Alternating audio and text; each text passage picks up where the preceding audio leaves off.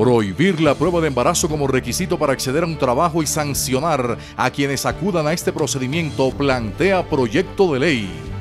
Descartan racionamiento de energía aunque el fenómeno del Niño sea drástico, asegura el gobierno. Proponen veeduría internacional para el proceso de paz que adelantan gobierno y FARC en La Habana. En así nacen las leyes, la reforma al sistema penal acusatorio.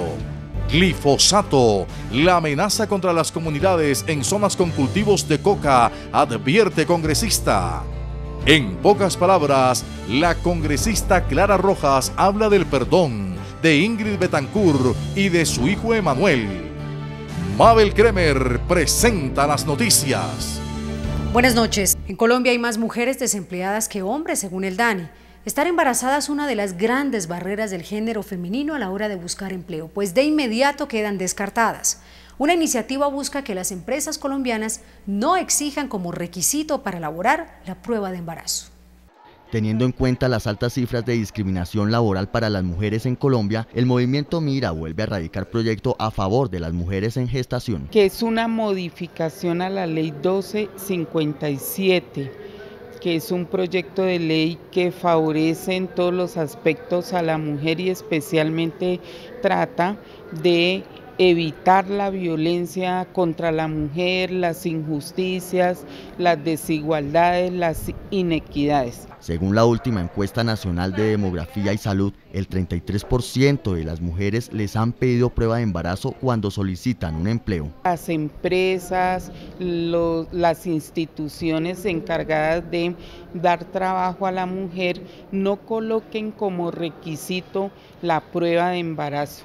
No es justo que a la mujer se le esté exigiendo este tipo de requisito. Diversas opiniones han causado en las mujeres este proyecto de ley. El embarazo no es una enfermedad, entonces yo creo que no deberían exigir ese requisito. No es lógico que a uno lo discriminen porque está en ese estado, porque no es un estado que lo limite a uno para cumplir con alguna ocupación, alguna actividad. No me parece justo que las empresas discriminen a las mujeres por el hecho de estar embarazadas. De aprobarse esta iniciativa, las organizaciones que infrinjan esta ley podrán hasta pagar más de 50 salarios mínimos vigentes por cada caso comprobado.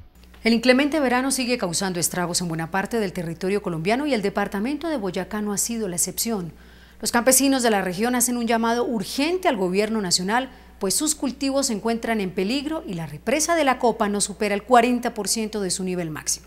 Las consecuencias que ha traído la llegada del fenómeno del Niño han sido devastadoras en el departamento de Boyacá. No solamente el ganado y algunos cultivos como los de papa, cebolla y yuca se han visto afectados. Los habitantes de la zona centro y norte de la región también padecen a causa de la sequía. En nuestro departamento hay 131 familias afectadas.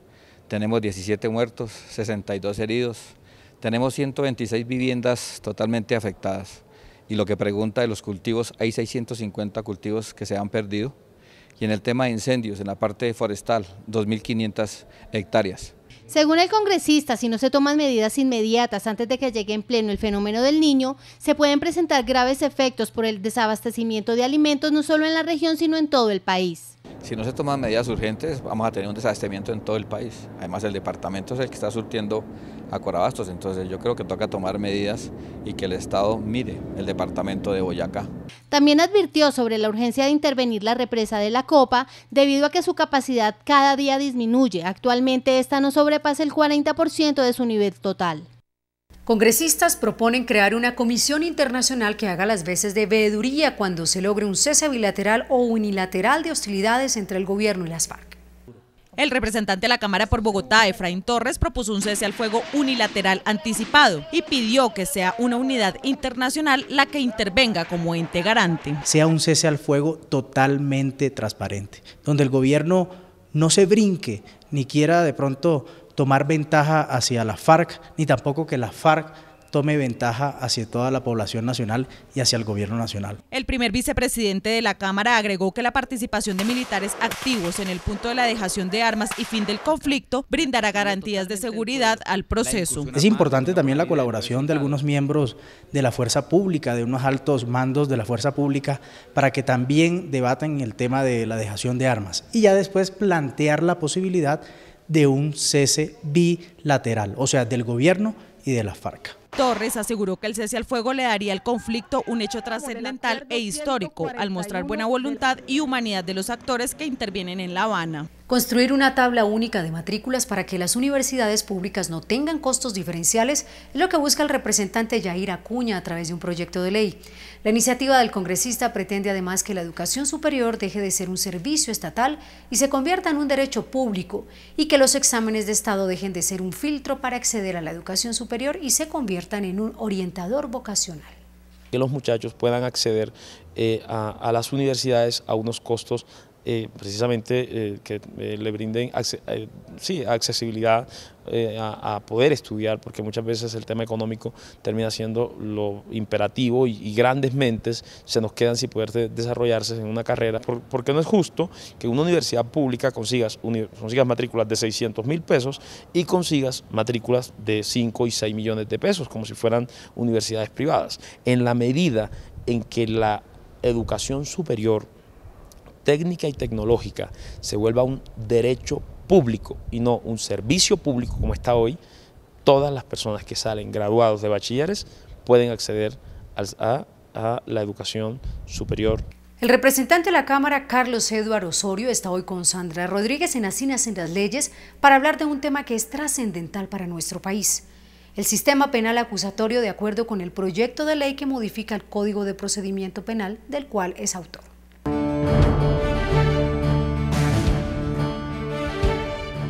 El proyecto incorpora instancias y mecanismos que pretenden dar independencia e imparcialidad a la justicia penal militar a través de una unidad administrativa especial con autonomía judicial, laboral y presupuestal. Representante Carlos Eduardo Osorio, háblenos sobre los puntos fundamentales de su propuesta. En honor a la verdad es una propuesta construida a muchas manos, donde está por supuesto la iniciativa parlamentaria, pero también otras instituciones, la Corte Suprema de Justicia, la Fiscalía General de la Nación, colectivos de abogados. Tiene que ver con el sistema penal acusatorio. La Ley 906, que data del año 2004, ha demostrado en la praxis debilidades que se van detectando en la medida en que la norma se ha venido implementando. La implementación del sistema penal acusatorio fue gradual y en la medida en que en las diferentes regiones del país se fue haciendo la praxis debida, fueron advirtiéndose algunas situaciones que son susceptibles de ser mejoradas.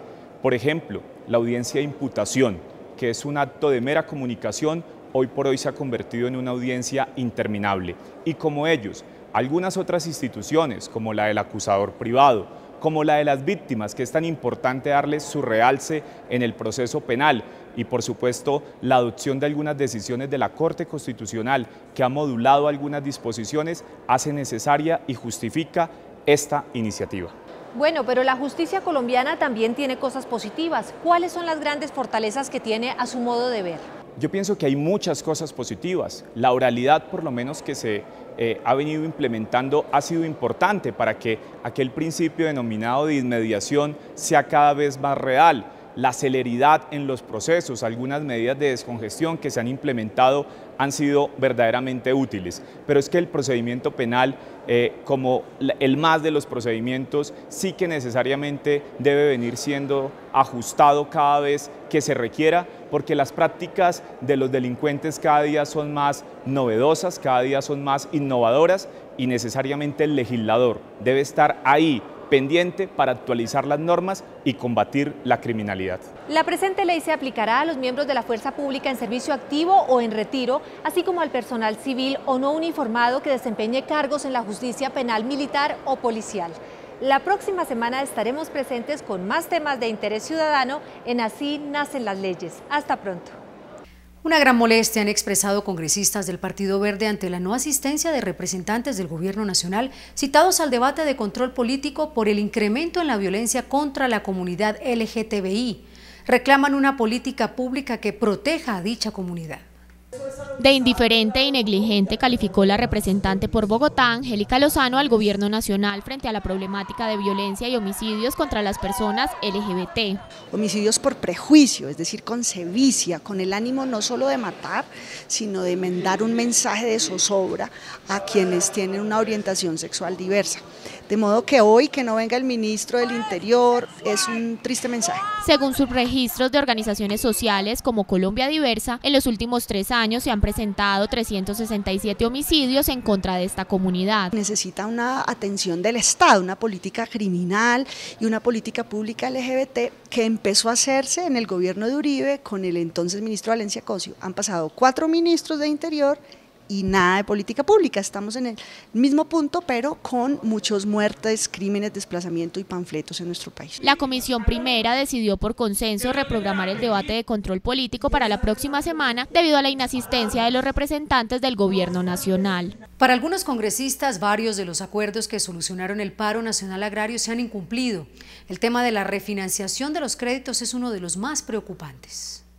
Ya se cumplió un año desde la firma de los acuerdos entre el gobierno y los movimientos que participaron en el paro nacional agropecuario. En la mesa de negociación se pactaron 6 acuerdos, de los cuales pocos muestran un avance significativo, según relata el representante del Polo Democrático, Víctor Correa. Muchos de estos acuerdos hoy se incumplen y eso ha llevado a un malestar muy generalizado dentro del campesinado colombiano, malestar que nosotros acompañamos desde los ejercicios de denuncia en el Congreso de la República y la voluntad también, hay que decirlo, del campesinado del país de construir una política y un proyecto de ley agraria mucho más integral y que favorezca efectivamente la solución de los problemas estructurales del campo. Uno de los aspectos que más preocupa al parlamentario es el incumplimiento de la condonación de los créditos a los pequeños campesinos. El gobierno se comprometió a comprar a través del programa FONSA la cartera de los pequeños productores agropecuarios que estuviera vencida y eso no ha ocurrido el 28 de febrero y eso aún no ha ocurrido. Y no ha ocurrido por una cosa que parece absurda y es que el Banco Agrario no le ha vendido la cartera al FONSA. A pesar de la gran inversión del Estado en el sector agropecuario, más de 5.1 billones de pesos, los altos costos de producción y el incumplimiento de los pactos puede desembocar en nuevas protestas que empeoren la situación del campo. Un llamado al gobierno nacional hicieron representantes por Boyacá para que a través del Ministerio de Agricultura se le cumpla a los campesinos que aún esperan ayuda después de casi un año del denominado Pacto Nacional Agrario.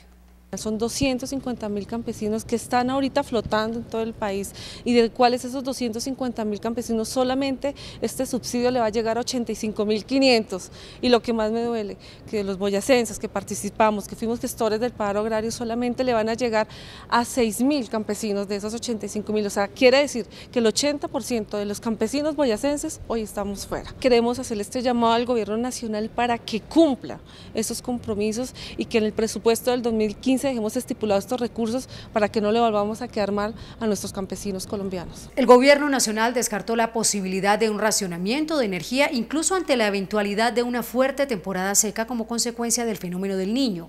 Según el Ejecutivo, el país es autosuficiente en materia energética hasta el año 2020. Durante el debate de control político citado por la Comisión Quinta de la Cámara, también expusieron las acciones que vienen adelantando para enfrentar el fenómeno los ministerios de Ambiente, Transporte y Salud y las corporaciones autónomas regionales a escasos 2 meses de entrar en plenitud la temporada seca. Preocupa al representante citante Nicolás Albeiro Echeverry que no haya articulación intersectorial para prever, actuar y mitigar el impacto de manera coordinada, sino acciones de coyuntura aisladas. Excelente el enfoque que tiene ministro, parece muy bien. El tema es ahí, ¿cierto? Pero eso hay que ponerle numeritos y hay que ponerle nombre de responsables y hay que ponerle fechas y cronogramas, ¿cierto? Porque en los planes están, las alcaldías del país están llenas de todos los proyectos de soluciones en los anaqueles ahí detrás, pero la situación de hecho real no está resuelta. A pesar del alentador panorama en materia energética, no existe la misma tranquilidad en otros asuntos. Persiste el riesgo de seguridad alimentaria y nutricional, el incremento de enfermedades producidas por vectores o por el inadecuado manejo de aguas y de alimentos.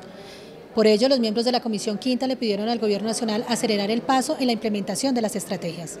Con claveles rojos y los videos de los discursos y momentos políticos más importantes del inmolado jefe del nuevo liberalismo, Luis Carlos Galán Sarmiento, el representante Arturo Yepes le rindió un homenaje a la memoria del estadista a propósito de los 25 años que han transcurrido del asesinato de este líder.